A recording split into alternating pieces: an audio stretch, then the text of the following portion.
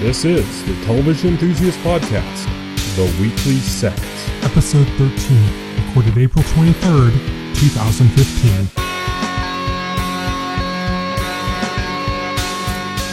Welcome to the Television Enthusiast Podcast, The Weekly Set. I am your host, Tyson. Joining me today are Kat. Hi. And Will. Hello. Today we're going to have a topic about the alleged, I guess, or maybe not so alleged, oversaturation of the comic book properties on TV, which is, it's been happening with film and everybody knows, but it's kind of amazing how quickly it's taking over TV now as well. In addition to that, we're just going to kind of catch up on what we've been watching this week. So we're going to start off with that before we get into our main topic. So I'll start with you, Will. What have you been watching this week? Well, I watched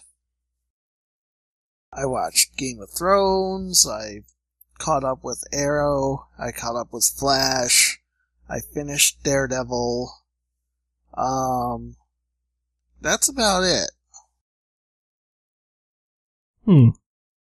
So, have you watched any more on Community or Agents of S.H.I.E.L.D.? I did not get the chance this week. This week it was mostly catching up on the shows I'm currently following. Because I think I was 2 episodes behind on Arrow. So I had to I wanted to catch up on that. You're desperately dog paddling and we're just splashing water on your face. Yeah, exactly. More. more. You're I'm drowning! But now that Daredevil's done, that frees up some time. And of course, once Flash and Arrow finish their seasons, which is going to be in a couple weeks, sometime in May, then I'll have more time to devote to the other shows. So I like how Flash and Arrow are top priority for you. Yes. Let's talk a little bit about Daredevil having just got a second season announced for 2016. Now, it's got a different showrunner this time. Stephen S. D. Knight's not going to be running it because he has, I guess, a contractual obligation on a feature. So he isn't able to do it. But the 2 people that are carrying it on are writers from this season, from the first season. One of them wrote on Sons of Anarchy, and the other one, with Stephen S. D. Knight, wrote on Buffy and Angel. Yep. So it's in decent hands, it looks like, and Stephen S. Knight seems happy about the thing. Of course, even if he wasn't happy, he'd still say he was. Because it's a press release. He ain't gonna get on Twitter and say, these guys suck. Yeah. Well, I think I have seen writers do that, but I think the classier ones refrain. Yes, the classier ones. I mean, I'm disappointed, but at least it turns out there wasn't any drama behind the scenes. This wasn't a result of a drama. He just had an obligation for something else. Oh yeah. Yeah. And I was a little bit worried about that when the news first started coming out about that. First thing I thought was creative differences, like what happened with Edgar Wright and Ant-Man. Or Michelle, what's her name? The director who just dropped out of Wonder Woman. Yes. Yeah. So that's the first thing I thought, creative differences. And I'm well, I'm loving Daredevil how it is. So if Marvel had a problem with that, then, we want a PG approach. Yeah. I was that doesn't bode well for the second season. I think if that were the case, though, would it be getting a second season? I mean, to be fair, I have no idea numbers, but, just the critical acclaim it's gotten across the board. I just don't see Marvel responding to that by saying, I think you need to take this in a lighter direction. And just the general kind of tone of the fan base too. I mean, on Twitter, it was just going nuts. Right. That weekend with, everyone talking about Daredevil. So it's not just critics. I mean, people were going crazy talking about it. It got a lot of word of mouth. Oh yeah, absolutely. My only concern about Stephen S. D. Knight leaving would be, more than any other Marvel property I've seen, even more than, Avengers, this felt like a project driven by a singular creative individual. This felt more like a passion project to me, and I would hate for D. Knight's departure to take that away. So we'll have to wait and see. Right. There is that, but on the other hand, there's the way the series ends. It's kind of a real big turn in the sense that, you know, without really spoiling anything, it's kind of, this is like all the kind of build up. And then now Right. it's like, you know, when it ends, it's basically like now he is Daredevil kind of thing. The whole season is like basically an origin story. It's the origin story for Daredevil, but also the origin story for the Kingpin. Yeah. But what I mean though is that in that sense, a kind of shift in tone would be almost kind of, understood in just Right. kind of like the language of the idea of what's going on with the show. Right. You know? Right. Definitely. Sure. I'm Well, we'll cautiously have optimistic. We'll see. Yeah. I'm happy. I mean, one of the, you know, both of the new showrunners were both writing on the show before, so it's not like somebody new coming in. So they were both picked under, Stephen S. DeKnight, and, you know, one of them wrote with him on Buffy, so that's, you know, can't get much better credentials No.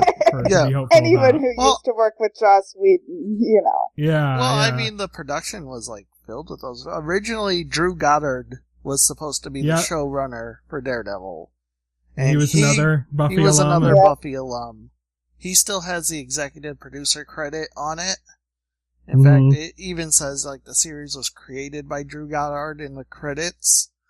But Drew Goddard left Daredevil to do Sinister Six for Sony. And then they brought on Stephen S. DeKnight, who was also a writer on Buffy Angel. Yeah, I think they're just kind of tapping straight into the Whedon well when it comes to everything Marvel. I mean, Guardians of the Galaxy with James Gunn, that really surprised me. He's not the kind of director you would normally peg for something like that. No. And it's because of his connection to Whedon, you know? Well, I have no problem with them doing that. Joss Whedon tends to pick out and work with good people. That's why I'm okay with a lot of the same Whedon actors showing up in all of his projects. Right. Yeah. But the other thing I wanted to talk about in regards to Daredevil and the news of its pickup for a second season is that they're talking 2016. Now, I'm kind of surprised by that because I thought the current plan of like the way that these series were going to roll out was going to take at least through 2016. Right. But this plan is like, it's kind of like the phase 1 of Marvel TV or something, or Marvel Netflix, I guess. Right. And do you think they're gonna get through Defenders before season 2 starts? I'm guessing no, but maybe it'll be like Iron Man. I mean, he got 2 movies in phase 1, you know, and that was still more Marvel feeling its way out. So maybe he'll get 2 seasons, everyone else will get 1 season, and then they'll go into Defenders. Yeah. I wonder, because the other stuff, it's with Iron Man, the first movie went into production as like a single movie, and the other stuff kind of started getting, like, after Iron Man was successful, they're like, okay, we can start moving forward with this. And they started kind of pushing the other things, and now you look at Marvel movies and they're putting out like 4 a year or something. But with the TV, all of these kind of deal kind of came about at once. There was no kind of delay, and they're already filming, or have been filming for quite a while, Jessica Jones. I'm imagining that they're filming Luke Cage almost probably at the same time. I don't just because it's going to directly connect. I don't think they're filming Luke Cage right now because they just hired a showrunner for that. That's true. Okay. Yeah. But at the same time, they didn't say when in 2016. It could be end of 2016, and Defenders could come like early to middle 2016. Even that would surprise me, though, because that's basically like non-stop Marvel content coming to Netflix. I know. Casting... I'm excited about that. I'm hoping that that's the case. The casting of Luke Cage just came like super early before anything else because he's in Jessica Jones. He's in Jessica Jones, yeah. In fact, it was like, it's funny. He was cast before Jessica Jones was. Well, I think officially, at least. I don't think so. Like, because one of the things that was like important to the showrunner of Jessica Jones was that Luke Cage and Jessica Jones have, like, this chemistry together. Well, the two of them were signed at a similar time, but they had to. She took longer in her contract negotiations. Okay. But Yeah, so because he was I remember announced reading, first like, as being solidified in the role. I remember reading, like, it was important, like, they were seeing, like, how the actors played off of each other before they made the casting decision. Yeah, I think they cast them almost at the same time, but Kristen Ritter had a longer period of time for her contract negotiations and everything. Right. So I think that's what ended up happening. So it was like, we kind of knew it was those two, like, around the same time, and then very quickly we were like, oh yeah, okay, we got the Luke Cage. It's this guy, you know? And then it took a while before Kristen Ritter, like, the official confirmation came in. We all knew who it was, but... So now there's this rumor going around that Benedict Cumberbatch is going to be appearing in Iron Fist as Doctor Strange. Ooh, that'd be That's cool. going to be pretty fascinating, because he is, you know, he's going to play Doctor Strange in the movie, so... Yeah. That's going to be one of the first, like, really big ties, if they do that, where they have a character debuting in one of the Marvel TV shows and then showing up in the movies. Instead of a movie, especially because there's still a degree to which TV is still kind of viewed as second tier. So I think that would be a cool way of maybe leveling the playing field. Yeah, introducing Doctor Strange in a TV show when it's obvious they want to develop him into a big movie franchise is really cool. I think. And I think that would be really cool if that does happen. Mm-hmm. Also, speaking of Iron Fist, there is, like, according to Stephen S. DeKnight, there is some teasers, some connections in Daredevil that connect back to Iron Fist. I won't say too much without spoiling it for Kat. I know what you're talking about. It was a scene that was supposed to be the post-credits scene of the series. Yep. And they ended up making it, like, earlier. They put it at the end of earlier episode just because of the way Netflix, like, will move the screen when it's in the credits and stuff, so they couldn't format it with the way Netflix runs as a service to, like, do a post-credit sequence without causing problems. So they ended up not doing a post-credit sequence.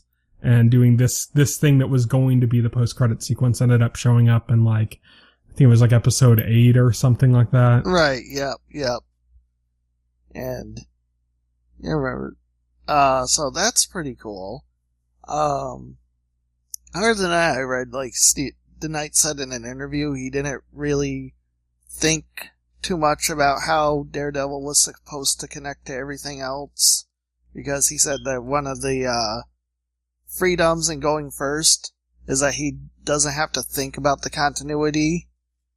And then he, and then he thought, you know, then he said, you know, potentially in a season 2 he would have to start worrying about how things connected together more. But... Okay, that is seriously one of my biggest concerns about the MCU, and about Agents of S.H.I.E.L.D. in particular. And I feel like I've been ranting a lot about this recently, but I really like Agents of S.H.I.E.L.D., but I think it's a huge problem for the series that it's constantly, like, almost on a non-stop basis having to cater to the films. Like, I think it's stifling the series. I think it's making it really hard for the series to individualize.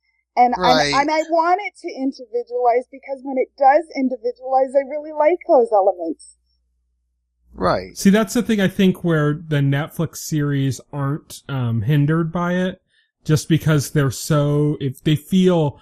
At times, you forget that it's part of the MCU. S.H.I.E.L.D. And then something will come up that kind of reminds you, but it's like the reminders are very slight. S.H.I.E.L.D. It's not like... S.H.I.E.L.D. as an organization is central to the Marvel Universe. Anything that happens in the MCU is going to affect S.H.I.E.L.D. and vice versa, because they're so central. Whereas, you know, something like Daredevil, he's on the fringe, so not much going on is going to affect what happens in Daredevil, or what happens in Iron Fist, and Daredevil's not really going to do much to affect the wider MCU. I like that aspect of the MCU, that there's these little kind of corners that are less explored, that there's going to be connection, but it's going to be a much more subtle connection with the possibility of something bigger happening. I mean, Guardians of the Galaxy is an example of that. It's, if you watch that movie without knowing that there's some kind of connection, it's like there's no connection. Right. Yeah. It's completely separate. And that's actually something I've really appreciated about a lot of these, the newer MCU products that are coming out. And one of the reasons why I don't entirely agree with everyone who's really negative about all the superhero properties is, is that they don't all look the same. Like, they tend to look very different. And, like, what's cool about Agent Carter and Daredevil in particular is both went and explored a very different area of the MCU that had previously been unexplored. Like, it was tackling it from a whole new angle. And something, I actually just had this revelation just within the last week, something I'd love to see Agents of S.H.I.E.L.D. be able to play out, because I think how it can have its own individual, unique take on the MCU, on Explore Take, is how it's basically the only show out there that's really about, in a world of people filled with superpowers, with a bunch of people who don't have superpowers. Like, I really enjoy that. I would love to see them play that out more. I think if they weren't constantly having to go, and here's the setup for Civil War, and here's the foundations for Inhuman, and here's the tie-in for Age of Ultron, and here's the repercussions for Winter Soldier, and here's the aftermath of the Avengers, and it's like, if they could just tone down all of that and focus on what's it like to be a person without superpowers in a world of superpowered people, I think the show maybe could be greater than it is. I 100% agree with that, Kat. The initial draw for Agents of S.H.I.E.L.D. for me was the fact that it was going to be about these characters in the MCU, playing a major role in the MCU, but they don't have superpowers of any kind. And they're in this world of superpowers, of amazing things happening around them, that they have to deal with it directly. And I thought that was intriguing as a concept, to go in there and do that. And I don't think they executed on that to its full potential. I don't know if series. I'm going to say keep watching the series. Yeah. I don't know if I completely agree with you guys, just because I feel that that Agents of S.H.I.E.L.D. really kind of started to come into its own with the tie-in events. It was the tie-in events that happened, and I think that it was waiting for those tie-in events that was really hurting the show before. But I would argue that that's kind of the problem, is that Agents of S.H.I.E.L.D. couldn't be the show that it was supposed to be until the Winter Soldier happened. So maybe they could have found a way to, I don't know, like, I think maybe that's an inherently problematic element, even though at the same time I kind of admire it. Like, I see why they utilize it, and I see its potential, and I see how really cool it is.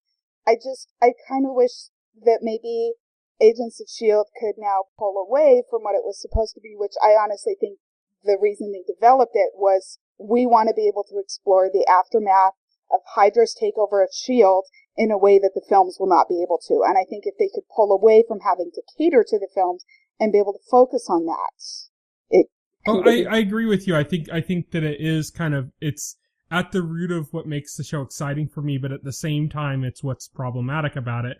And I think that there are better ways that they can approach it, where they can kind of make it more like the MCU is affecting the world of Agents of S.H.I.E.L.D., but it isn't dominating every action that the story's taking.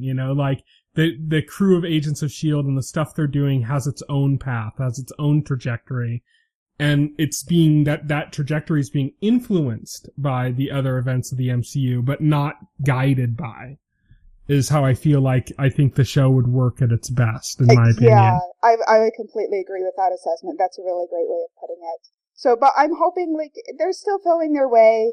This is uncharted territory. I mean, this is a brand new thing, and in a lot of ways, having movies and television crossover like this is such an exciting new idea to me that I sometimes have to pull back and remind myself that, hey, that's actually really cool. For all my reservations about it, I think MCU is doing some really interesting experiments.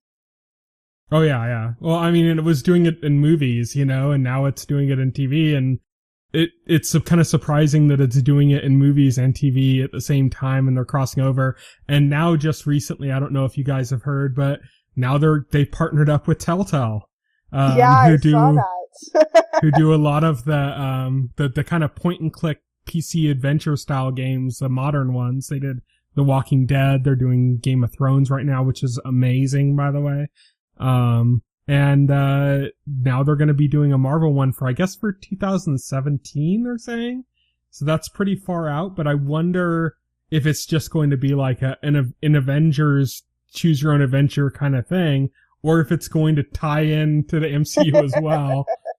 I think it'll tie in. If I can go back to Daredevil for a second, okay.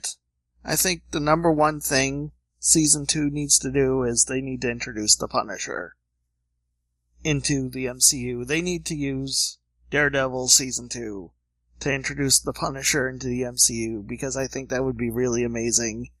That would be a good conflict for Daredevil as well. I just think that's a good idea. I wouldn't want him to be in it too much, because I want Punisher to have his own series, so I don't want him to dominate Daredevil series. I'd like him to be... I could see him being introduced in Season 2. I'd say maybe an episode or two have him, Yeah. I could definitely see if they did the Defenders, and then they did Season 2 of Daredevil, and Season 2 of Daredevil, kind of like Iron Man dealt with Tony Stark's personal issues following the events of the Avengers, you know? And it kind of was more of a personal story in that sense than the previous Iron Mans were. In that same way, I could see Daredevil kind of that Season 2 kind of being him dealing with his personal fallout of the events of the Defenders, and the Punisher being kind of a plot point in that, in the idea of this is what he does not want to be. Right. Exactly. And having to kind of struggle with that kind of idea, and then that could kind of push it, but not be the kind of the entirety of the season. And then we could go into a Punisher series after that. Frank Castle being a man who fully went down a path that Daredevil could easily go down, but has chosen not to, and is struggling not to go down. Yeah. Yeah, I think that's very interesting. That'd be really cool, because I know Iron Man 3 is really controversial, but I actually really liked that part of Iron Man 3, is the way it prioritized the emotional journey for Tony Stark's character. I don't think it did it quite as well as the first Iron Man, but I do really appreciate when comic book properties are willing to prioritize character in such a significant way. Right. I always felt that when the problem with comic book movies before, in the dark ages of comic book movies, was that they always tried to one up. They always tried to go okay, now we're going bigger and badder and everything like that, And I always felt that when you hit a point in a comic where you just go crazy big, the logical next step isn't to one up that, but to kind of step backwards in a sense and go what is the toll that this just had on this person? And I like that Marvel's really been exploring that. I mean, they've been doing that. I mean, Captain America 2 was very political, in the way it was guided, and Iron Man 2 is very personal, Thor 2 is kind of a weird miss because, they had directors moving on and off of it, and it just kind of Thor 2 was, the original director for Thor 2 is actually going to be the new director for Wonder Woman. Wonder Woman, yeah, that's funny. Let's hope she fixes that. Okay, moving on to DC. I wanted to say just real quick in response to that, that's actually been one of my concerns about the increase of action in comic book movies and television, is that I think it does a disservice to the genre, because I think I think Hollywood looked at comic book movies and TV and said, hey, they easily enable action, and let's pretend it's a subset of action, when really the genre is not a subset of action. It's kind of this own little weird little enigma that can absorb elements of other genres. And so I really appreciate it when they cut back on the action and prioritize the characters. And I would love to see more comic book properties do that. Right. Definitely. Yeah. That's cool. Yeah, I think that's logical. I think that it's good to build to like a huge epic thing, but you don't follow that by going bigger. You follow that by going deeper, you know? Yeah, seriously. Anyway, sorry, Will, what did you want to say about DC? I want to start talking a little bit more about what DC is doing in the TV space. Because I feel right now they have just what they're putting out, what they have put out, and what they are putting out. It's just a massive amount of content coming from their side. And I think a lot of it's being sent to its death too. I was kind of surprised that Constantine seemed to be sent to its death. Yeah, I was too. And I think they were almost going to try to do that with iZombie, and then it just ended up becoming a huge hit for him. Yeah. Regardless of that, thankfully. I attribute that to Rob Thomas. Oh yeah, clever. Thank goodness they hired Rob Thomas. Yes, and his rabid fan base. Charm and of Rose wit McIvers. Yes. Oh yeah, she's fantastic. But are you guys up to date on iZombie? Yeah. I'm not. I'm like 2 episodes behind, so I'm gonna catch up tonight. Without any like real spoilers, the last episode dealt with like the person she ate the brains of was like a computer hacker gamer, and they went into all the worst like gaming on TV things that like you'd see on like Law and Order SVU or something when they do like the gamer episodes. I was like, oh man, even iZombie falls into the trap. Oh, it does. They were really overkilling it with the stereotypes there. I was like, come on. Yeah. Really? Oh, that's disappointing. Really? I would. There's so many real MMOs that I'm sure if they had just reached out and said, hey, we want to feature your MMO on our show. I would love to then see they could have had a part of some kind of aspect of authenticity to what they were doing. I would love to see a show just outright parody that, just like rip right into those tropes. And Did you ever watch what was that show that had what's her name? Amy Sedaris had a show on Comedy Central that was like a spoof of like after school specials. Oh. And Stephen Colbert was in it, and the one thing that I really remember about that show that cracks me up is there was a part where Stephen Colbert was like, he was sitting at a computer or something, and he was taking notes, and when they showed his hands, like taking the notes, they were just kind of limply flopping around on the keyboard. like, you know, and it was just the idea of like, they always show like somebody doing something and they're completely incompetent, you know? Yeah. And, it's like you see somebody playing guitar and it's like they're like not playing anything even remotely similar to what's you're actually hearing. Oh yeah, they're just like plucking a string and it's like. Yeah, so it was funny because I mean, like, if you can see my picture, he was just kind of like the back of his hands flopping around on the keyboard. It cracked me up so much because they didn't directly go into like, oh, that's because this is what happens all the time. It's like, you just know it, you know, it just says it all with just that one shot. So I'd love to see it just made me think of that. I'd love to see a show like where like the guy's like computer hacker and he just like kind of just like presses like the space bar and then hacks into the Pentagon, you know, or something.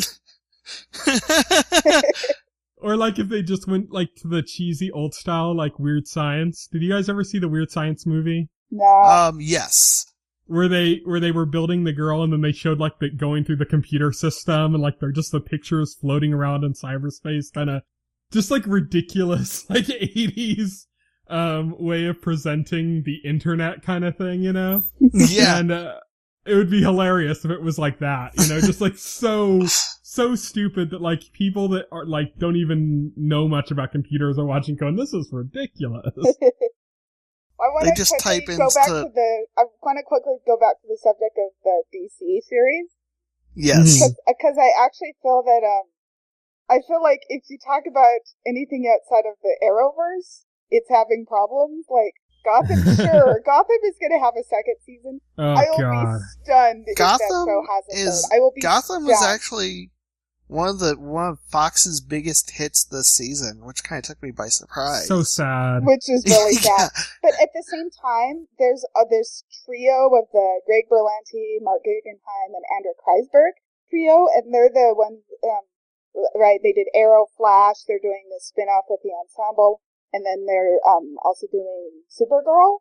At the same time, it's kind of like they happened upon their Joss Whedon, Kevin Feige over there, and I'm actually quite optimistic about that part of DC television. Because no matter what else, you gotta say, I think they're pretty well killing it with the Arrow Flash duo right now. I think so. Yeah, they are. Yeah, Flash, but they do have a problem with messaging in that they have some stuff that crosses over and some stuff that doesn't, and that's getting more confusing the more stuff they're bringing out. I mean, something like iZombie or Constantine, it's like, yeah, sure, fine, they're not connected. That just makes sense, you right? know? They're kind of their own thing. It's like, that's perfectly fine. iZombie as a comic was never connected to like any other DC. And Constantine was very, very loosely connected. Yes. You know, it was this kind of like rare crossover event kind of things, but other than that, it was kind of its own thing. And I'm kind of glad those things are separate, and that's fine to have those things separate. But when you get into like Gotham not being connected, but then you have these similar characters, it's like it's weird. And then that's going to get even worse now, because if you look at the in development on schedule, they're doing Teen Titans, which is, I believe, for TNT, and that's going to feature Dick Grayson leaving Batman. There is, yeah. So it's like, oh, now they're going to have another connection to Batman that's not, you know, well, we don't even know. Can't be connected to Gotham. We don't, yeah, well, we don't well, even everybody know. has to be connected to Batman, right? Right. Oh, God, we don't even know so if, off. like, Titans is going to be connected to, like, the Arrow shows or not. That's the rumor, though, is that it's going to focus on Dick Grayson leaving behind Batman. And that's like, okay, so you're going to basically be referencing Batman when Gotham's still on the air. Right. That's just weird, you know? That's a messaging problem, you know? It's weird enough that they have the movies and the shows, and they're in different universes. Right. It's even weirder when they're building multiple universes on TV. I was going to say, is it any worse than the fact that we're going to have two different factions going? But no, yeah. But at the same time, I think I kind of see the advantages to it, because I think right now Marvel is demonstrating both the benefits and pitfalls of forcing everything into the same universe. Right. And I can understand DC wanting to take a different path here, because I think it's very important that DC differentiate itself from Marvel in its approach. So right.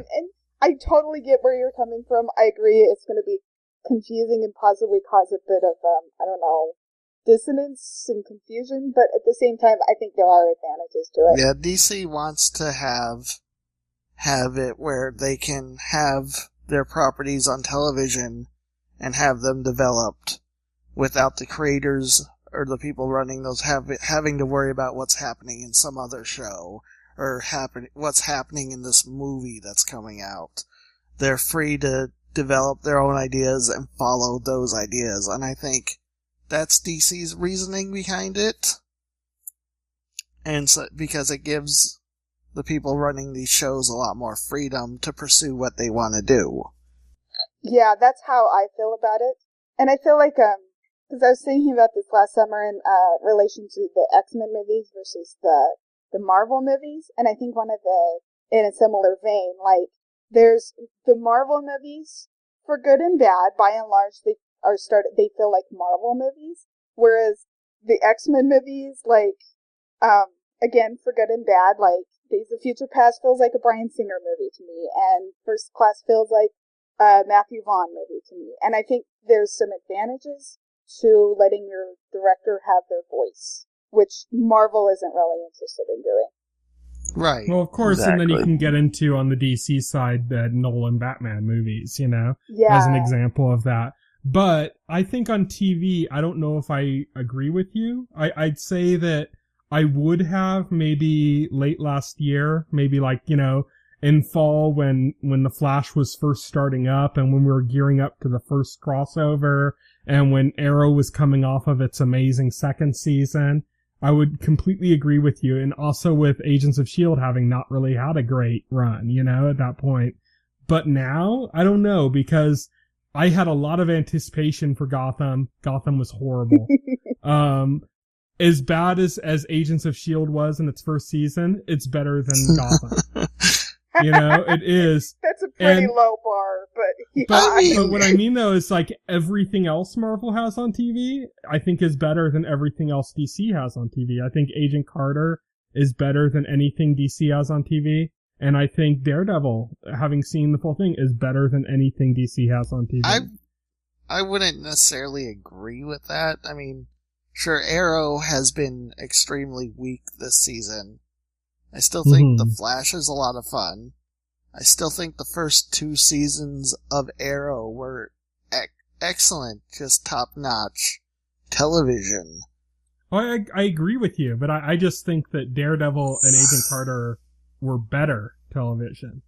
Like I'm not diminishing those. I'm saying that right. What Marvel's proved that basically the black sheep in their lineup is Agents of S.H.I.E.L.D. And that's sure. it. And that's better than Gotham. Even that is better than Gotham. That's what I'm trying to say. Yeah, right. Sure. And I get what you're saying. I'm going to walk back a little bit of something of what I said earlier, which is that as much optimism I have in that trio that's running the most successful DC shows right now, I don't think it's coincidence that Arrow took a dip in quality at the exact same time Flash premiered. Like, I've had serious concerns about them dividing their resources, and I think that's really been reflected in Arrow. I'm kind of hoping that's always a concern. Yeah, I'm hoping I'll be proven wrong, and that at some point Arrow's going to re-find itself. But if it doesn't, I do kind of worry that those 3 work better together, as opposed to now we're all going to go off and work on different projects, in the same universe. But we're no longer working together. The same thing happened, in my opinion, to Buffy when they spun off into Angel. I'd say less that. I think the first year, but I think Buffy, the 5th season of Buffy is perhaps the best. And the 2nd season of Angel was amazing as well. Right. But I agree with you when Firefly started. I think that Buffy and Angel took a dip. And when Firefly was canceled so abruptly and everybody hated it, all of a sudden Buffy and Angel skyrocketed back up in quality. I think that happened, and you can tell when it happened because they brought in cast from Firefly into Buffy and Angel. I remember we gotta that. give them jobs back again. And all of a sudden it started getting more interesting again, and it led to Angel having, an amazing final season. And I think Buffy was kind of really dipping at that point and started picking up a bit. It never really did not care for Buffy at that point. It was it never really got completely back on its feet, but it got. I think it was at its worst right before that, and then it bumped up a bit. I really like 6th season of Buffy. It's one of my favorite seasons of the show. I know a lot of fans have a lot of negative feelings about it, but I really like it. Well, I'm talking more about I think the early parts of the 7th season, which is kind of. It was 4th season of Buffy, 4th season of Angel, and 7th season of Buffy, if I recall. It was the big year that Firefly was on. No, I see what you're saying. Joss Whedon was working on 3 different shows at one time. So. Yeah, and his resources were divided, and I think that that's always a big risk that you take when you do the spin-offs, I wonder if, I'm not a super fan of The Walking Dead, but I wonder if there's going to be similar issues when that happens. I think that show already took some dips in quality over the seasons. I don't think The Walking Dead could afford to suffer a dip in quality. I mean, a lot of... Well, it still did great in the ratings as the quality dipped. I mean... I know, it's true. I mean, I'm still enjoying The Walking Dead. I know a lot of people don't enjoy The Walking Dead. But it's I mean... I mean, this season was a big step up. It was a huge improvement. But then they're going to be going from this huge improvement to having a spin-off series. And that's what I'm wondering, if there's going to be this noticeable drop. Because I lost all excitement for that spin-off series when they started showing more about it. Oh, especially the name. The name alone. The name is terrible. Do you know who's running this spin-off? Are they taking any resources from The Walking Dead? Oh, I don't know. I don't know. I know, I think that's the key thing there. I think, I actually think it would be to the show, the spin-off's benefit if they brought in just completely brand new fresh blood, because The Walking Dead, I feel like, has already has kind of run the whole premise into the ground, at least from my perspective. And so I worry, like, what new is this to this world is the spin-off? I worry the same thing. I was excited about the idea of them going to a completely different location. I was like, if they do the spin-off and it's like in Georgia still, I'm going to be like, just what up, what's the point, I still don't think the spin-off has anything interesting or new to offer. I think being in a different landscape, I think being in California is more interesting because it's a different landscape. I think it would have been even better if they had gone to like a very different climate type landscape. If they had gone to like, The Walking Dead, but it's like in the tundra in Canada or something, the frozen tundra. It would have been like, this is a completely different way of approaching these problems, Right, sure. Exactly. Well, I think the fundamental Walking Dead problem, for me anyway still, is the characters. And I think the season that I enjoyed the most was probably second, just because far and away the most dynamic character they had on the show was Shane. And they've never, ever been able to replicate that to any degree, even though they've tried. And I think it's partly because of the circumstances. Did you stop watching it? No, I watched the first 4 seasons. It's just, I thought that after second season, they constantly felt, I don't know, there's just a continual character problem and that no one is that well developed. And Shane was just such a vibrant and frustrating character that made things happen, and I think he died at the right time, but the result is that the show constantly has no idea how to develop or examine its characters in any meaningful way, and it's just kind of become a law of diminishing returns. That's true. I'm just wondering where you stopped watching it though, because they've kind of taken that with Carol now. Like Carol's kind of turned into a character similar to like what Shane was doing, but like less of a completely unreasonable person. Yeah. Like she's become like very embittered and much more competent than you'd imagine earlier, and it's made her very layered. And like in this season, for instance, I like what they did with Carol. And are you up to date, Will? I'm not. Okay, well, this season there's a part with her, without spoiling something, where she's basically lying to this whole group of people, not her group, but to this other group. And it's kind of hilarious because her character has changed so much, and she's such a different character than what she was when she begins, and she's using what she was before as kind of the basis of her lie. And it's so kind of weird, like, hearing her, like, acting in this, like, because if you think about Carol when she first started, she was like this hopeless domestic abuse victim that was like, the homemaker and stuff like that, Yep. And watching Carol, having seen what she's kind of changed into, and now she's like acting that part, but not really. Like she isn't that part, but she's pretending to be that part, is really kind of interesting because it's like a parody version of that part that she was before. Okay. Well, that sounds interesting. I've heard from multiple sources that Carol turned into like one of the most interesting characters in this season. And there's a possibility I'll go back and watch the later seasons when it's all streaming. I got a little bit tired of, and Rick is still going crazy, and Daryl's still a badass, God, but is there anything else to him beyond that? And I just felt like now there it's was everybody a lot wondering if he's gay. Well, that's now everyone's just wondering if he's gay. That's like the thing. Yeah, but I just remember the back half of fourth season where they had like entire episodes where it would just be like 2 characters out in the woods and nothing would happen. And it's like, hey, this would be a great time to examine new characters. Oh, you're not going to do that. you'll just have them wander around and nothing happens, and then the episode ends. I remember there was one episode in the 4th season that was just an episode with Daryl and that one girl there. That's the episode I'm thinking of. Oh, that's exactly right. Okay. Wow.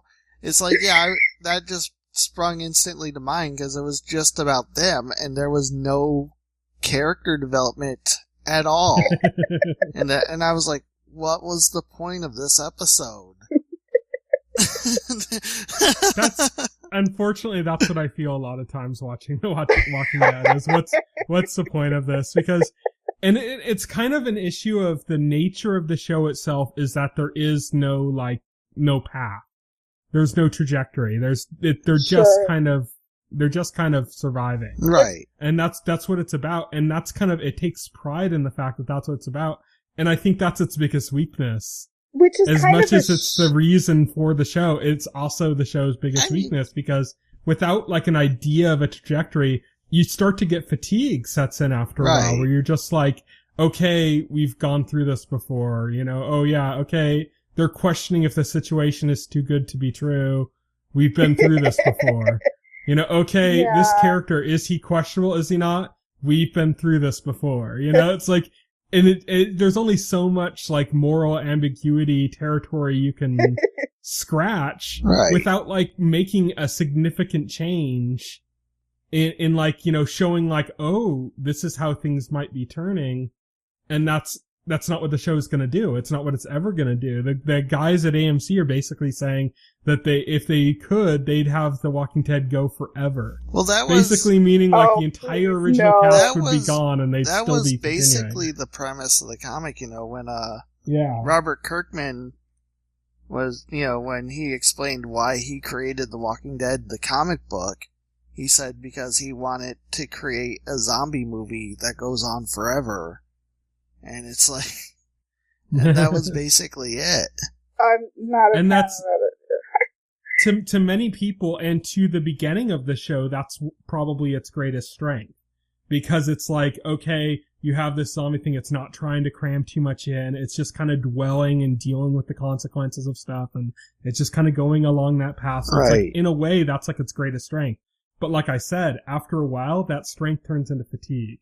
Right. Well, and you're just like, okay, what's the point now? We've seen this before. I think it's a shame, too, just because, I like that the show is about the zombie apocalypse, but it's not actually about the zombies, it's about the people, because I think it would be really easy to focus excessively on the fighting of the zombies.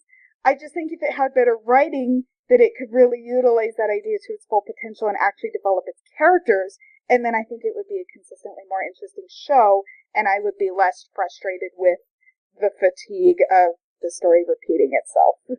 In that sense, though, I hate the clever title at that point then.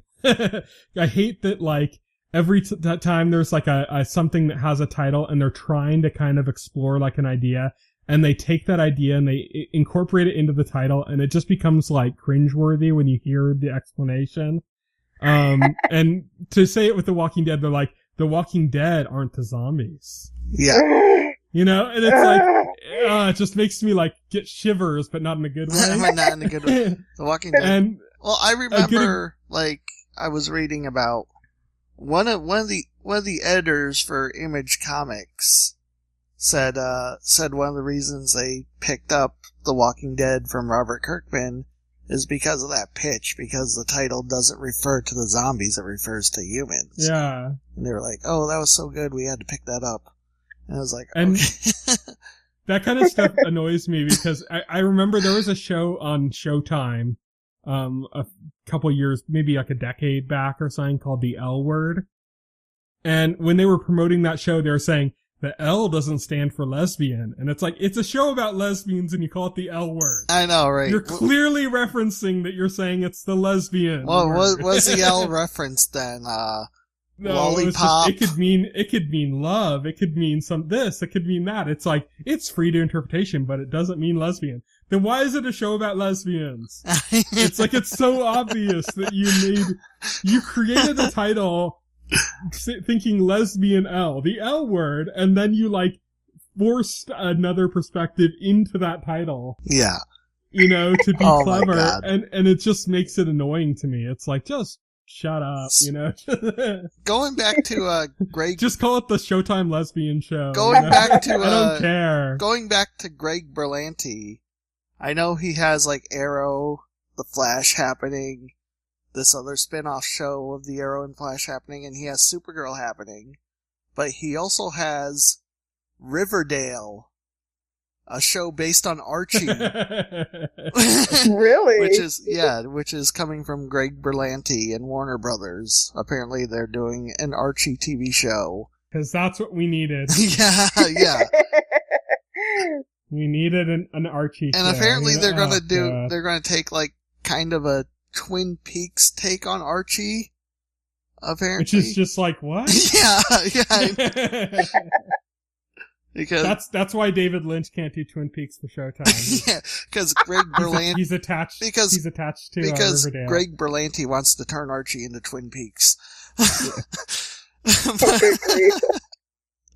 Yeah, it says Riverdale offers a bold and subversive take on Archie, Betty, and Veronica and their friends, exploring the surrealistic twist of small-town life, plus the darkness and weirdness bubbling beneath Riverdale's wholesome facade. Yeah. So we kind of took a roundabout approach to kind of addressing our topic, which let's like clarify that our main topic here for this podcast is kind of, I guess the fatigue or the oversaturation of comic book properties on TV, and whether we think, this is something you hear a lot of people talking about. It's a common, critical point about, the current state of TV, and of course with movies as well. And, we're discussing basically in a roundabout way now, but let's get more centered on the topic itself about what this means and if we think this is the case and what we think about the kind of just massive swath of shows that are in development right now. I don't know. I'm looking at this list. Is this really what you would call a massive swath? It seems like, considering all the stuff is probably scheduled for like next year, yeah. I mean, I was just saying, compared to like all the TV shows that are currently running, in development, currently in development, not just for next year, but in years, because not all of this stuff is coming out next year necessarily. Here's how I would put it into perspective. Do you remember a few years back when we had basically two types of shows, or three types, that were just way too many that we had of? We had the police procedural, the medical drama, and the lawyer drama. Yep. And every show coming out was one of those three. I think that in that time, if you go back and you look at the number of pilots or things that were in development over a 1-year course at the height of that time, it would be less combined than the number of comic book properties we have coming up.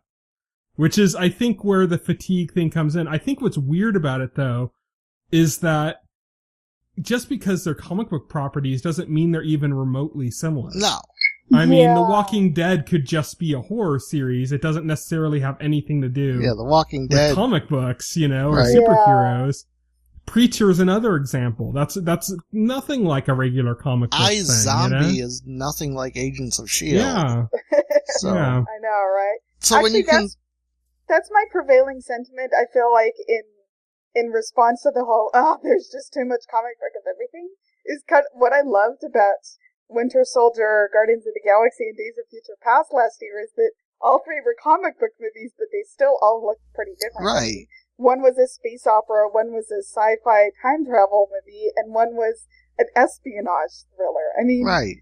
It's a lot more complex than that. I think if we were all just telling origin stories of people discovering their superpowers, sure, I would get the fatigue, but I completely agree. I mean, there's already some pretty dramatically different stuff just within the genre already. Yeah, looking at this list, like, there's a lot of stuff here that is so radically different from other stuff on this list. There's so much variety here in terms of genre, in terms of lots of stuff that you can't...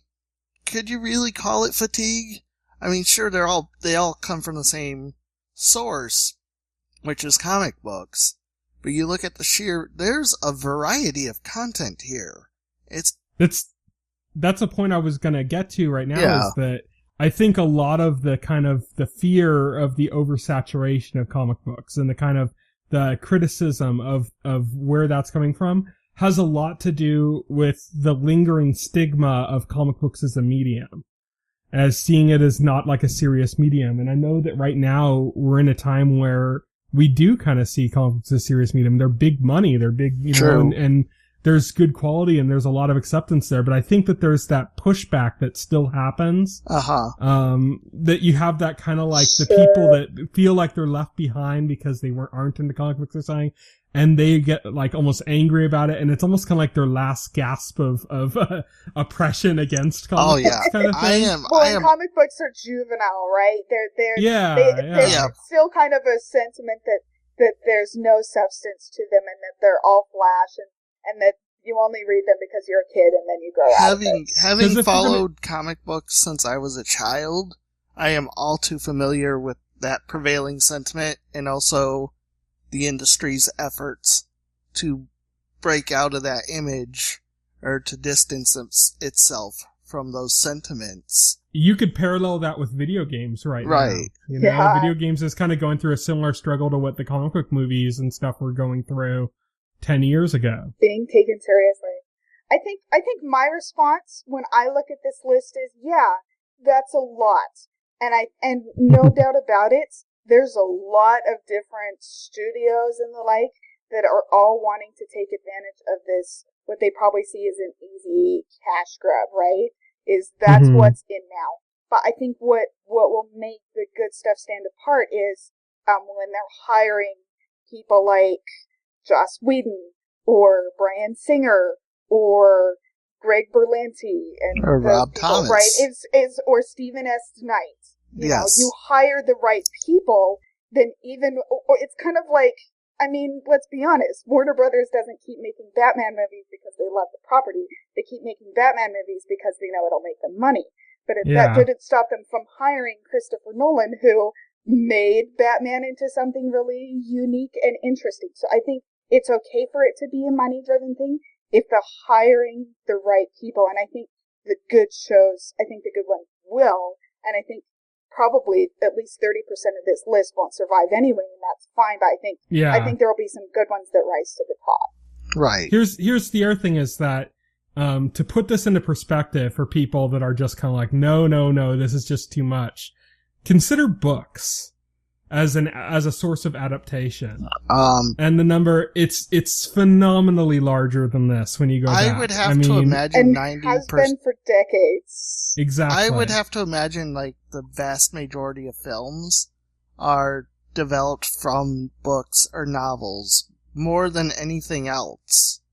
You know, I mean, you think there's a lot of comic book films or there's a lot of video game films or whatever.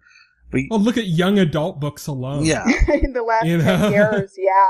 Yeah, I mean, Maze Runner, Mortal Instruments, there's another one that I always get confused with Mortal Instruments, because I can't tell the difference. They're making a Mortal Instruments TV show.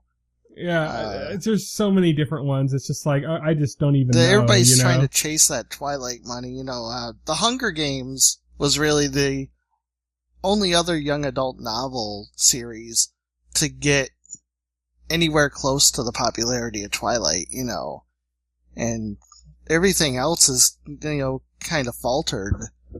Really. That's because the Hunger Games is actually good. Yeah. I mean, but see, Twilight wasn't, and it still got. They're still doing Divergent movies. They're still trying to make that happen. But you know, the first one wasn't like the City of Bones and those, and yeah. It's like the first one didn't do that well. Well, and I think another response that I have to all of the criticisms that we're getting oversaturated is, as a woman who loves comic book properties, one of the things that I really appreciated is that the more successful they become, the more risks that studios are willing to take, and that means the more female characters we have, the more women might get to headline these. You know, the more we're going to diversify our cast, maybe have more minority. like, I think this is a really, really positive thing. So I think that in that regard, the good dramatically outweighs the bad. I think the world is ready for a female-driven superhero, either movie or TV series. I know, I just don't right? feel like it's going to be Supergirl or Wonder Woman. No, it looks like it's the first one. It's going to be Captain Marvel. Captain Marvel. Well, you know what? Captain Marvel, is so good. Jessica Jones, or, Yep. to some extent, even though it's not so much superhero, Agent Carter, I felt, was that. Was fantastic. And I read a review. I think Jessica Jones and of the new ones, and if that Miss Marvel movie does happen, those two are kind of the best hopes we have those of like a decent female lead. Yeah. The DC and I read a review of last week's Agents of S.H.I.E.L.D. that pointed out, and I thought this was really cool, is that episode was really, really very much about its female characters and female relationships to a greater degree than any other MCU property I've ever seen. So, like, that's a really positive step that's happening just right now.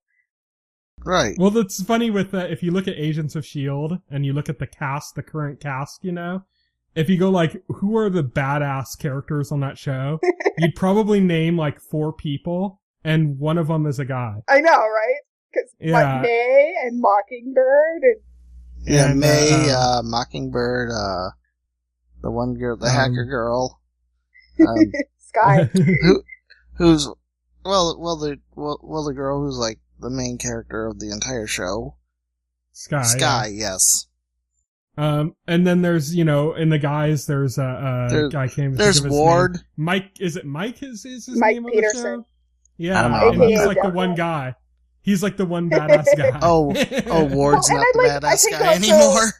Agents of S.H.I.E.L.D. has done a good job of rounding out its cast with female characters and diversifying them, but also letting it have some solid female relationships. So I think Agents of S.H.I.E.L.D. is actually doing quite well in that regard, better than anything else in the MCU. That's not a spoiler, Will, about Ward. That's Ward's like in that first introductory level. When you start getting into like Mockingbird and Mike Peterson's character as he develops, they're like superhero characters. Oh, okay, gotcha. They're like powered characters, and Ward's not a powered character. Oh, okay. Okay. In that sense, Agent Coulson himself is kind of a badass, and a bunch of the other male characters are badass. I've always thought Agent Coulson was a badass. He is, and we love him for it. He has a badass Captain America trading card collection. Yes, he does. He's a giant geeky badass. And I listened to an interview with Clark Gregg where he said that he's pretty sure Phil Coulson has been to some cons, and that just made me love him even more. Did you see the Jimmy Kimmel, like, Will and I already talked about this, but did you see the Jimmy Kimmel interview where they did, like the entire cast of the Avengers? And Clark Gregg was a surprise question. Yeah, surprise call-in. Yeah, that made me really happy. It kind of made me sad in a sense, because they were all happy, and then when he said, "When are you guys going to show up on TV?" there was kind of like awkward silence. Yeah, he was like, like "Oh, you guys are thinking, no. You guys need to come on to S.H.I.E.L.D." I think like, we talked about this, but I'm okay with that because any Avengers appearance is going to hijack the show. I think it's better that they stick with like the Lady Sif kind of characters. I think that's a better choice. Robert Downey Jr. is gonna overshadow everybody on that show. I think we talked about it before, but I think it would be really cool if they did have them on the show, but if they did it like in a more subtle, indirect way. Like I said, I think before that, what if they had, like everyone was tuning into like some press conference, and it was Robert Downey Jr.'s Iron Man giving the press conference, and you don't actually see, you know what I mean? But like, it would be a way to tie in kind of events from the MCU in a very direct way that doesn't feel like, oh, we give you somebody somewhat connected to this event, but you get like a direct connection. But he doesn't interact with any of the cast members. They're watching it on TV. They're not there. They're not talking to him. There's no like behind the scenes. And then you get that kind of like wow moment of like, oh, this is a scene for the TV show featuring Robert Downey Jr. as Tony Stark. But it's not, it's kind of different, like it would feel like it's like a separated thing. Yeah. I think something like that with any of the kind of major people would work in Agents of S.H.I.E.L.D. really well, and would be like, it would take minutes of their time Yeah. to do. And I mean, they also honestly. have to be careful because at present none of the Avengers know that Coulson is alive. That's Yeah. true. They would feel Exactly. really betrayed if they found that out, I think. Which would work even better, I think, in the sense of making it like they're watching them do a press conference on TV, or not all of them, but you know what I mean? Like, Right. like let's say, I don't know, are they doing an Iron Man 4, or are they just skipping No, that because of Civil War? skipping Iron Man I'm okay 4. with that. I think Robert yeah, Downey it's just Jr.'s Civil War. contract apparently doesn't extend past... Like, I think Robert Downey Jr.'s contract right now just includes, like, Civil War and, like, the next 2 Avengers movies. Here's what I'm saying, like, every Agents of S.H.I.E.L.D. is going to shift with the major turns of the MCU. So obviously it's going to be impacted by Civil War. Yes. You know that, Yeah. you know? It's probably going to be impacted by Age of Ultron as well. Well, it's already So- setting up for Civil War. Civil War. Yeah. Civil War. But here's what I'm saying. Okay, here's like the kind of situation I can imagine where Robert Downey Jr. kind of cameo like that would work. Okay, so at the end of Age of Ultron, I haven't seen it, so I don't know how it ends or anything. But let's say that kind of sets up the seeds of Civil War between Captain America and Tony Stark. Like that kind of initiates the conflict that's going to cause issues. Then let's say after that, we have a moment when the kind of Civil War stuff starts to kind of build, like it's going to start happening. And you have like Tony Stark basically doing this very like kind of almost anti-Captain America kind of thing on Agents of S.H.I.E.L.D. Or maybe like even like a campaign commercial, like a negative campaign ad. Oh my Kind god. of thing. Like pushing for like a vigilante registration thing or something, and then that goes before Civil War, and then you kind of have it as like this build up, and it gives you like a major face to that turn. You know what I mean? Right. Sure. But it doesn't see that. interfere with the characters. I just I can really see hope that. they do Civil War well in the MCU. I felt Civil War as a comic book was not very good. The storyline was not very good. And so I'm really hoping that they at least, I don't know, I just hope it's not facepalm worthy. It's the way they handle it. Cause, Mark Miller, to me, they didn't handle it. They turned Tony Stark into a total mustache twirling villain for the whole time of it, which was which was pretty stupid. And, that's kind of the nature of comic books, though, with the way that they have to kind of reinvent themselves with new storylines. right. And that's something I think that it's interesting to watch how the MCU kind of tries to avoid those pitfalls, but might end up coming into some of the same ones. As long as the viewpoints being held by Tony Stark and the viewpoint being held by Captain America are relatable, where you can kind of see it from both sides and not be like, well, Tony Stark is obviously being evil now for no reason, then, I think it'll be good.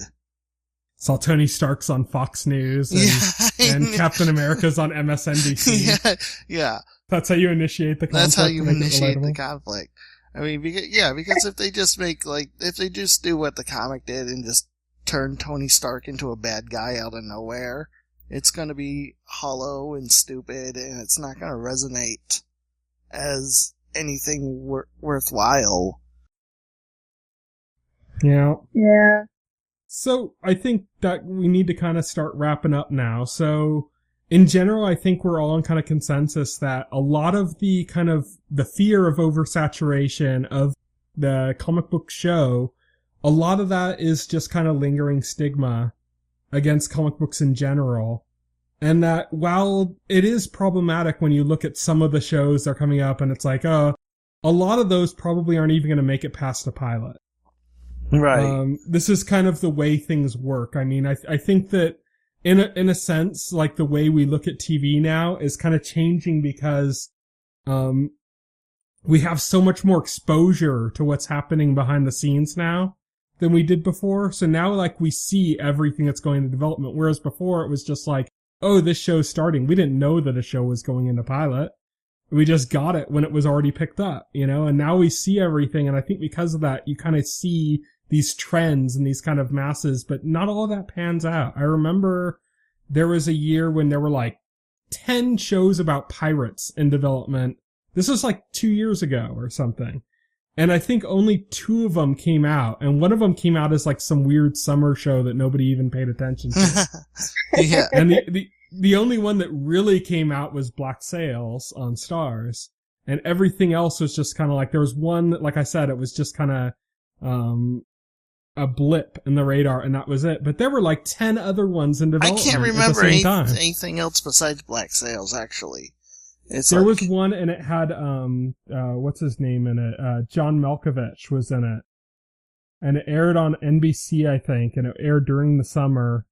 I can't remember the name of the show, but I think he played like Blackbeard or something. Oh, weird. None of that's ringing any bells.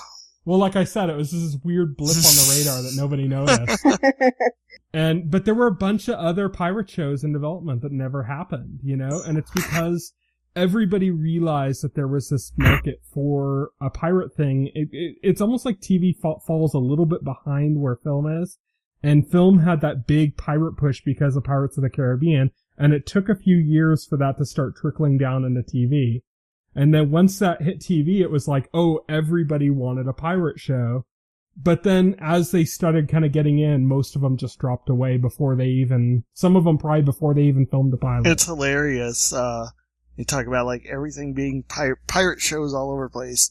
Like, because like in Alan Moore's like Watchmen, which was like the superhero universe, the big genre in comics, the escapism, it was all pirate stuff.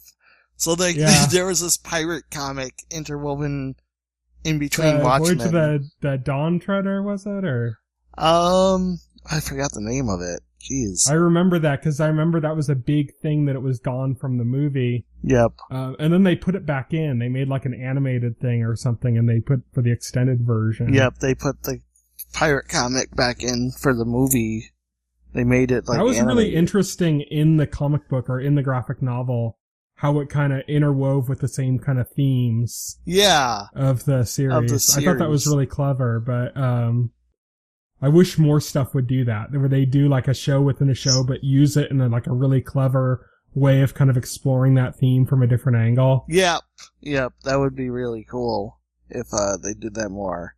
I thought that was really clever, but I just thought that's amusing. Like the big genre is pirates, and it's like. And that almost... one of the classic genres. And that almost happened on TV, I guess, if all these pirate shows took off. You know? Oh, yeah. Oh, there were a ton. There were so many. Everybody wanted to do a pirate show, and, like, everyone kind of bailed out after the pilots came in. They were like, maybe that wasn't a good idea, you know? There isn't as good of source material there as there is comic books. Right, exactly. And I don't wonder also if there's this common misperception that comic book movies are basically just a subset of action movies, which is why I think people who don't follow it look at it and just think that they're all the same thing. And it's like, well, actually, that's incredibly not the case. Yeah. And I think that's going to start kind of fading over time. But man, some of the ones that are in development right now, it's kind of shocking. Well, it's, Riverdale is a perfect example. Do we really need Riverdale? No. Greg Berlanti thinks we need it for some reason. Does Greg Berlanti need Riverdale weighing on his time? I know, right? He needs to focus on bringing Arrow back up to quality. Do we really need Krypton? Remember that when that was announced? How big of a deal? And that everybody I think's forgotten about that. I forgot about that. Is that still happening? I haven't heard. Yeah, when I was putting my show notes together, it popped up, and I was like, "Oh, I completely forgot that even existed." Yeah. It's Krypton is like trying to be like to Superman what Gotham is to Batman. Gotham has been such a roaring success when it comes to quality. Yeah, really. I'm looking at the stuff that's in development, and there's certain ones that are kind of exciting to me. I think most of all, they're doing Ronin, which is based on Frank Miller's telling of the 47 Ronin story, which is a true story. It's a really dramatic story, and they tried to remake that with that Keanu Reeves movie, and they turned it into some weird, stupid action movie, and that's not what it was about. If you know about the 47 Ronin story, it's not an action story. Basically, the true story of what happened was, you guys know what a Ronin is, right? It's like a master. Samurai, yeah. Well, it was a lord, a master 2 samurai was murdered by another lord, and the Ronin that were left behind from the one that had died plotted to kill the one that killed their master, and they did. They carried it out, and then instead of like running away or obscuring it or anything like that, they basically just turned themselves in, and they were all sentenced to commit suicide, and they all did. And it was like a really kind of like dramatic thing, because it's about loyalty. It's about the idea that they were loyal to their master, and knowing that at the end, even if they were successful, they were all still going to die and everything. And that's what the story is about. And it's really kind of this dramatic, touching story. And then they turned it into some action movie with supernatural stuff. And it's almost insulting, It's like, really? This is like a really kind of human story, and you turned it into like this weird ass sci-fi action ninja movie. And it's like, really? Doesn't they just basically turn it into 300? Like, I think, tell me if I'm wrong, they turned it into an underdog story, because we as Americans love underdog stories. But even the 300, the actual 300 story was closer to what they did than this. I mean, this is just nonsense. And, I'm interested because this is based on the Frank Miller telling, which is kind of an action version of it, but with more of a meditative angle. And so are they going to actually do a Japanese period piece for TV? And will they hire actual Japanese actors? Right. Will they just hire a bunch of white people and pretend that it all happened? This could be either great or this could be an embarrassing disaster. Yeah, that's what I'm fascinated about that in development. I have no idea how it's going to turn out, but I'm fascinated that it's in development. And if they do it right, it could be something like we don't have on TV. We don't have anything like that on TV. Right. Know? Yeah, exactly. Yeah. But if it's wrong, it'll be just something that infuriates me. So we'll have to see where that goes, but that's one of the projects that's interesting to me, and that's the kind of thing that's kind of cool about there being so many comic book properties. Another thing is adapted right now is that you can get these kind of weird things that you'd never see before. Another thing is The Walking Dead is currently the highest rated show on television. It's still shocking. It's still shocking. It keeps breaking records for ratings on television. Every season premiere, gets like these crazy astronomically high numbers. Well, yeah, it's beating the football. It's beating football. Yeah, it's beating football. It gets crazy numbers, and then you think surely it's reached its peak, but then the next season premiere happens and it beats those numbers somehow. And and I wonder how many of those people watching The Walking Dead realize that it's based on a comic book, that it comes from a comic book. I'm betting not many of them do. I bet probably not. I bet it's really the societal association with comic books is Superman, Batman, Spider-Man, right? People with superpowers flitting around as vigilantes, and that's it. Like, there's no understanding for the diversity within comic books. Right, exactly. Here's the funny thing though, is as crazy as The Walking Dead's numbers are, and they are crazy, they are nothing compared to what TV was like, in the 80s and early 90s. I know. As far as ratings, look at like Empty Nest, which is just some sitcom. It was a sitcom spin-off of The Golden Girls. Look at the ratings that Empty Nest got and compare that to The Walking Dead, and it'll shock you. Oh, really? It's like The Walking Dead looks like a failure in connection to it. TV was so much bigger than, as far as just sheer audience number. I had no absolutely. idea. Then again, MASH's finale will never be bested by anything but football. Yeah. I mean, MASH got something like, I think. Well, anything like by like a Super Bowl. Yeah, exactly. Like half of the country, I think, watched the MASH series finale, and you would not get that for any single show today because there's just so much on. Yeah, it's a completely different market. I think that makes sense because back then television was more a part of people's lives than it is today. I think now we have the internet. We have so many distractions. Well, there's just so much more too because if you think back then we had 5 channels. True. Yeah, we didn't have like everything we have now. So yeah, it makes sense that stuff got bigger ratings back then because.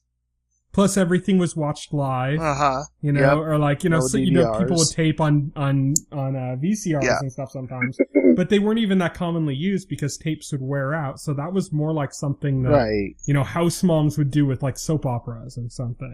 They'd use the VCR for that, or they'd use it if they were going out or something. But they don't do it like the way we would use a DVR. Right. Like the way I use a DVR is like, I'm like, okay, it's 8:00, Arrow's on. I'll wait till 8:20 and start it. Right. So and that way I can fast forward through the commercials. Like, when I was a kid, when I was growing up, I watched all my TV live, You didn't do anything even remotely like that with a VCR back in the day. No. If you were gonna be there when the show was on, you watched it then. You only taped if you weren't gonna be there. Right, exactly. If you couldn't be there to watch it, you taped it on the VCR. That's what I did. Because you needed to buy tapes, and the tapes would wear out over time and stuff. It was a finite resource. I do not miss those days. I do not miss the VCR. No. Well, so DVR completely changed our perspective on how we tape and watch shows, and even that's becoming antiquated now. Right. With streaming, and it's just so because of that, you take all of that and you combine it together. And that's why there's such a huge ratings disparity between what TV shows used to get and what they get now. But at the same time, just the sheer diversity we have, and then we might even have more people watching TV now than we did then. It's just that it's so spread out and presented in so many different ways that you're not going to get those raw numbers like you did before. Which is kind of interesting because as you look and you go, wow, it's getting overwhelming. There's so many shows. Well, the simple answer to that is that you can be more choosy about what you watch now. Right. Definitely. You don't have to, like, there's a lot of times where there's shows I watch, even still now, where I'm like, I don't even really know why I watch it. I guess I just watch it because it's on and it's decent. But like in a couple of years, that I won't bother, because I can't. Right. I won't have the time to watch it. Right, exactly. Because I'll be so overloaded with stuff that's so much more worth my time. And that's a good thing. Yeah, I agree. Apparently new details just came out for the Arrow Flash spinoff. We have a title. Hold on. Breaking news with Will. Yeah, thank you for that.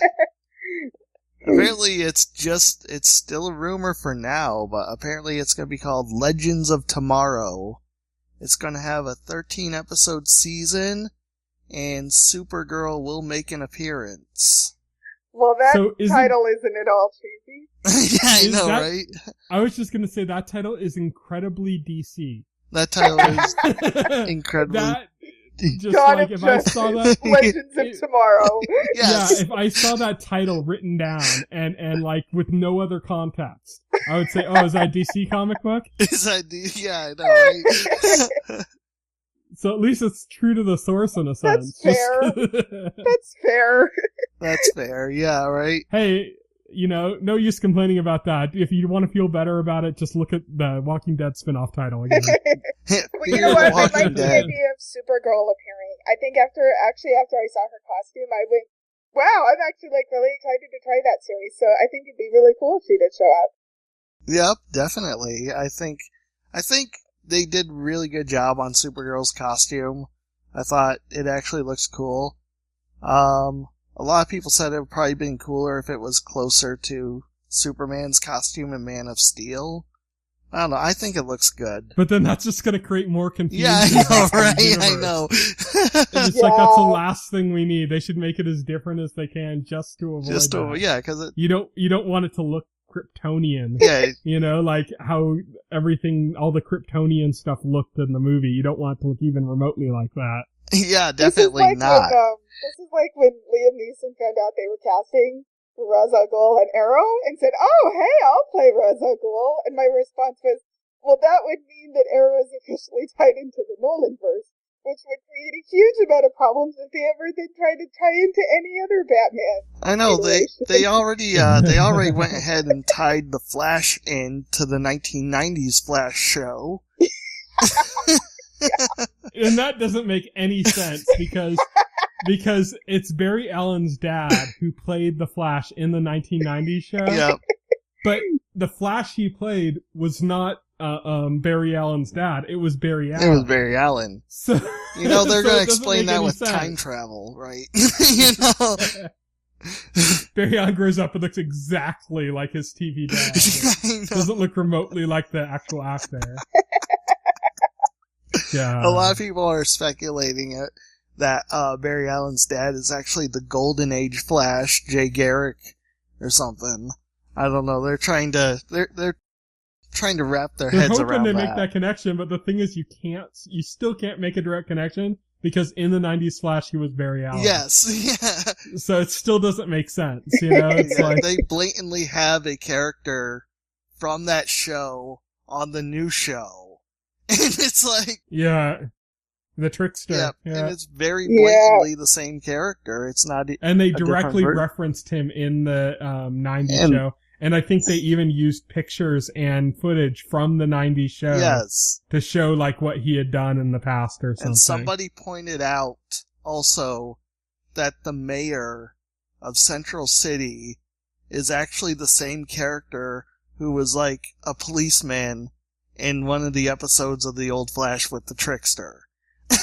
There's a lot of connections. I mean, like we talked before, Barry Allen's dad was Barry Allen in the 90s Flash. The main female character in, who is basically like the same as who's the female character in the Flash now? Caitlin?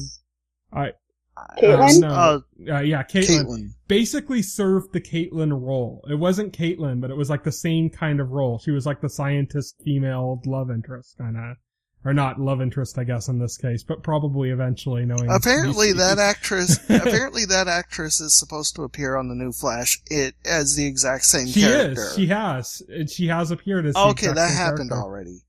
We've seen her a few times. I believe that was the person that's said, the head of the... Oh, Dr. Wells changed since that day. So that's... Something. Okay. Oh, yeah. Okay. She was the female love interest kind of main female scientist chick in the 90s. Yeah, she's playing the same character. Same one. I'm just going to take this opportunity to say that sometimes people will create tie-ins with things that don't make sense, and I'm okay with ignoring the logistics of it because I think it adds a satisfying emotional component. I like that stuff. What I would compare it to, I'll say this real quick, is that they've cast Angel to appear in Apocalypse, even though that doesn't really make sense because he was in the third X-Men movie. But I'm really okay with that. Continuity be damned, because it means we're probably going to have Archangel as one of Apocalypse's horsemen. So I'm okay with them ignoring continuity for that reason. Well, let me get my position a little bit clearer here then. Okay.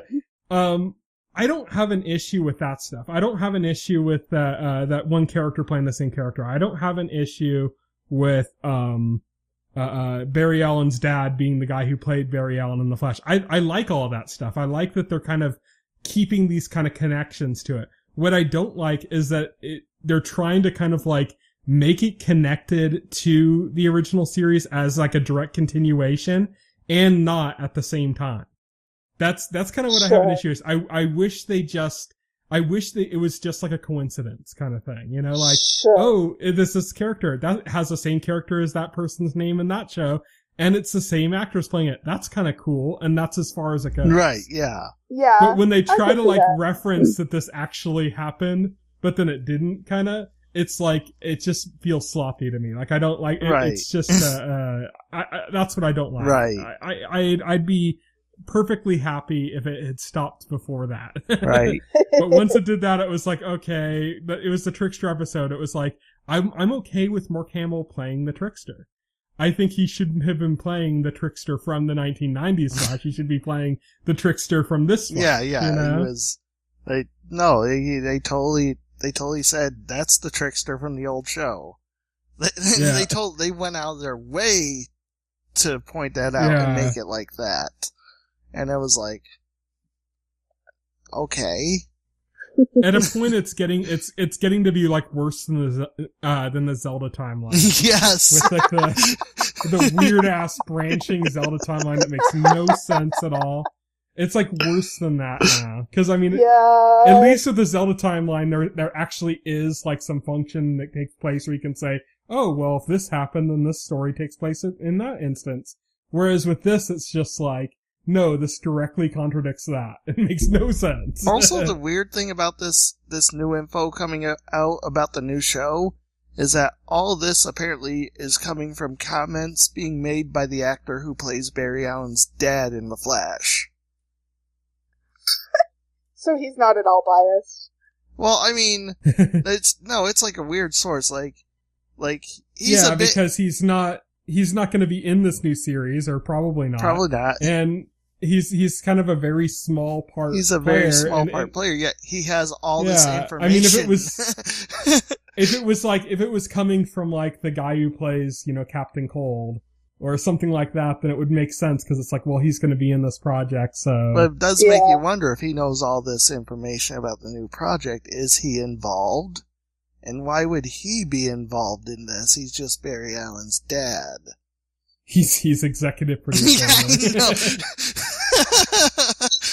If an actor is in a project long enough, they eventually become an executive producer on it. Yeah.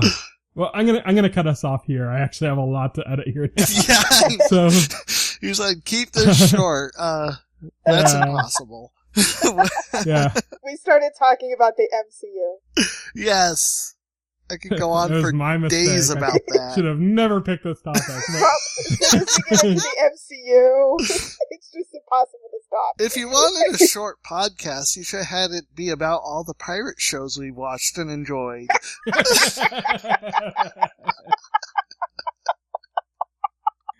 That would have been 10 minutes long, and we probably would have had a way to transition back into the MCU anyway.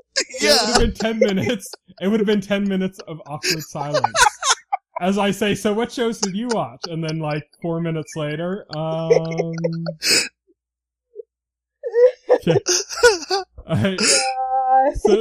So that brings us to an end. Thank you everybody for listening to the Weekly Set, the TV Enthusiast podcast.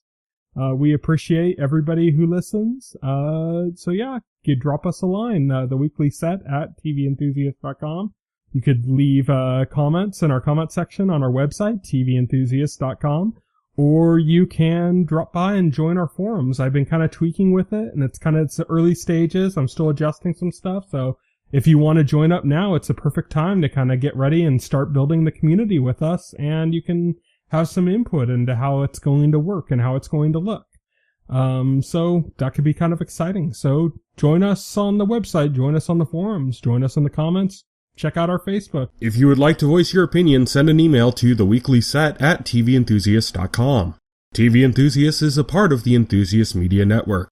Stay tuned to TV Enthusiast and the Weekly Set podcast for more coverage of all of your favorite shows. Of all of your favorite shows. Of all of your favorite shows. Of all of your favorite shows. Of all of your favorite shows. Of all of your favorite shows. Of all of your favorite shows. Of all of your favorite shows. Of all of your favorite shows. Of all of your favorite shows.